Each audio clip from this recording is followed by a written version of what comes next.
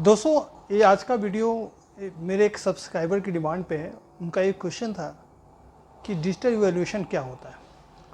तो आज इस वीडियो में हम बात करेंगे डिजिटल इवैल्यूएशन की कि बेसिकली डिजिटल इवैल्यूएशन का प्रोसीजर क्या है, ये कैसे काम करता है।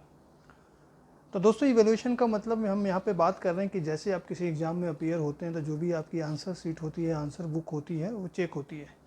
तो जो मैनुअल इवैल्यूएशन है उसमें क्या होता है कि जैसे आप किसी एग्ज़ाम में अपीयर होते हैं, आपकी कॉपी सबमिट होती है, वो कॉपी सीधे आपके एग्जामिनेशन डिपार्टमेंट को जाती है।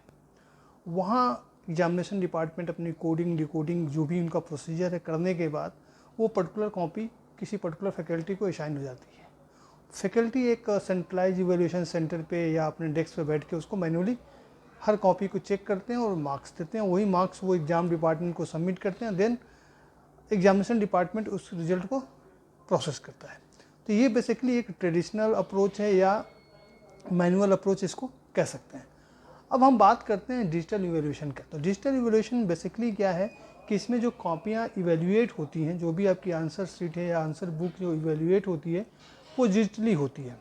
डिजिटली मतलब कोई भी फैकल्टी कहीं से भी बैठ के उन कॉपियों को अपने कंप्यूटर पे ओपन करके या लैपटॉप पे ओपन करके उसको इजीली इवैल्यूएट कर सकता है। उसके लिए कोई ज़रूरी नहीं है कि वो एक डेडिकेटेड इवैल्यूएशन सेंटर पे जाए। तो बेसिकली डिजिटल इवैल्यूएशन का मार्केट में आने का रीज़न ये था कि बहुत सारी ऐसी यूनिवर्सिटी हैं जिनके साथ 50 या 100 अफिलेटेड कॉलेज अफिलेटेड हैं। तो उनमें ये पॉसिबल नहीं होता है कि हर फैकल्टी किसी एक पर्टिकुलर सेंटर पे पहुँचे या फिर अपनी कॉपी इवैल्यूएट करे। तो ऐसी यूनिवर्सिटियों ने बेसिकली डिजिटल इवैल्यूएशन कंसेप्ट को अपनाया है। ऐसी बहुत सारी यूनिवर्सिटी हैं जो इस पे काम करती हैं। अगर कोई यूनिवर्सिटी है सारे बच्चे उनको एक ही कैंपस में हैं तो शायद उनके लिए बेनिफिशियल नहीं होगा, क्योंकि ये कॉस्टली पड़ता है। तो देखिए डिजिटल इवैल्यूएशन में दो चीज़ें बहुत इंपॉर्टेंट रोल प्ले करती हैं। एक सॉफ्टवेयर, किस कंपनी का सॉफ्टवेयर यूज कर रहे हैं, और उनका सर्विस प्रोवाइडर कैसा है, सर्विस कैसे देते हैं। तो बेसिकली इसमें क्या होता है कि जब आप किसी कंपनी से बात करते हैं जो डिजिटल इवैल्यूएशन की सर्विस देती है, तो वो अपने कुछ पर्टिकुलर एम्प्लॉय को आपके कैंपस में रखते हैं। उनको एक डेडिकेटेड स्पेस चाहिए जहाँ पे उनके बंदे काम कर सकें और फिर वो काम होता है। अब देखिए इसका प्रोसीजर होता क्या है कि जैसे ही आपका एग्ज़ाम ख़त्म होता है, एग्ज़ाम जैसे कॉपियाँ आपको एग्ज़ाम सेल में सबमिट हो जाती हैं, देन एग्ज़ाम सेल क्या करता है, उन पर्टिकुलर बंदे को आपकी आंसर शीट दे देता है। उनका काम क्या होता है, सारी आंसर शीट को स्कैन करना। उनके पास डिवाइस होते हैं, उनके मशीन होते हैं, तो क्या होता है कि वो सारी आंसर शीट को स्कैन करते हैं। स्कैन करने के बाद सारी आंसर शीट वो एक डेडिकेटेड प्लेस या डिजी लॉकर में स्टोर करते हैं। उसके बाद उनकी सॉफ्टवेयर चेक करता है कि कौन सा सब्जेक्ट किस पर्टिकुलर फैकल्टी को असाइन है। तो सपोज जैसे मैथमेटिक्स है, उन्हें पता है कि मैथमेटिक्स इस पर्टिकुलर फैकल्टी को असाइन है, तो क्या होगा, उनका सॉफ्टवेयर इस हिसाब से डिज़ाइन है कि वो सारा सब्जेक्ट स्कैन कॉपी उस पर्टिकुलर फैकल्टी को असाइन हो जाएगी।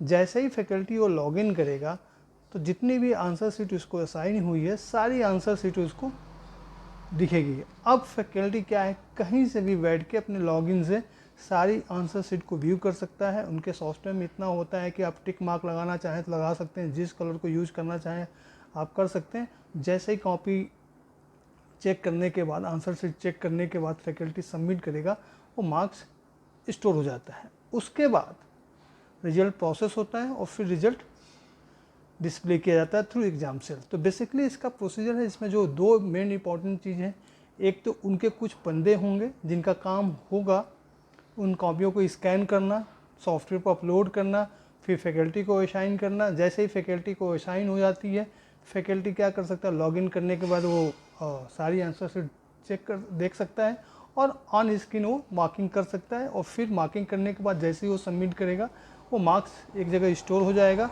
और फिर जब सारी आंसर शीट चेक हो जाती हैं, देन उनका सॉफ्टवेयर रिजल्ट को प्रोसेस करता है और रिजल्ट डिस्प्ले हो जाता है। अगर आप कोई ERP यूज कर रहे हैं तो अपने ERP के साथ भी उनको इंटीग्रेट कर सकते हैं फॉर रिजल्ट कंपाइलेशन। अब देखिए इसमें क्या डिपेंड करता है कि कौन सा सॉफ्टवेयर भी यूज़ कर रहे हैं। हर सॉफ्टवेयर की अलग अलग फंक्शनलिटी होती है, क्योंकि मार्केट में आप देखोगे तो हज़ारों कंपनियां हैं जो ये डिजिटल इवैल्यूएशन की फैसिलिटी प्रोवाइड करती है। डिपेंड आप पे करता है कि आप किस तरह की और कौन सी सर्विस यूज करते हैं। लेकिन अगर देखा जाए तो सबका प्रोसीजर एक ही होता है। हाँ, रेट की अगर बात करें तो कुछ है कि ये रेट थोड़ा कॉस्टली पड़ता है, क्योंकि अगर आप उस रेट से कंपेयर करेंगे तो शायद आपको जो मैनुअल अप्रोच है वो ज़्यादा सस्ता लगेगा।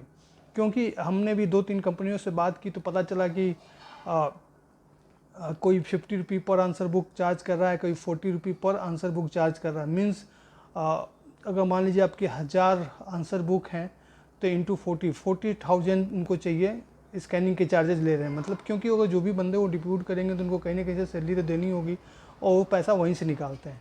तो इस तरह से ये थोड़े कॉस्टली पड़ती हैं। हाँ, अगर आपके पास लाख स्टूडेंट है, 50,000 स्टूडेंट है तो शायद ये आपके लिए बेनिफिशियल हो सकता है, क्योंकि 50,000 कॉपियाँ चेक करने के लिए 50,000 स्टूडेंट की कॉपियाँ चेक करने के लिए मतलब 2 या 3 लाख कॉपियाँ, तो मैनुअल अप्रोच हो सकता है कि ज़्यादा टाइम ले, but through digital evaluation easily हो सकता है। इसमें कोई ज़रूरी नहीं है कि फैकल्टी एक पर्टिकुलर सेंटर पर आए तभी वो इवैल्यूएट करेगा, उसकी मर्ज़ी जहाँ से वहाँ से इवैल्यूएट कर सकता है। और इसमें जो रिजल्ट प्रोसेसिंग का टाइम है वो बहुत कम लगता है। उसके बाद जिस तरह से आप रिपोर्ट जनरेट करना चाहें उनका सॉफ्टवेयर जनरेट कर सकता है। तो बेसिकली जो इन समरी का जो प्रोसीजर है कि जो भी आंसर शीट सबमिट होती है वो कॉपियाँ स्कैन होती है, स्कैन करने के बाद वो फैकल्टी के साथ मैपिंग करते हैं और पर्टिकुलर सब्जेक्ट स्टूडेंट के साथ ऑलरेडी मैप्ड होता है, क्योंकि उसमें अलग से वो प्रोसीजर है। उसके बाद फैकल्टी लॉगिन करके सारी आंसर शीट अपने स्क्रीन पर देख सकता है, फिर वहीं से वो चेक करके उसको सबमिट कर सकता है। तो ये बेसिकली डिजिटल इवैल्यूएशन का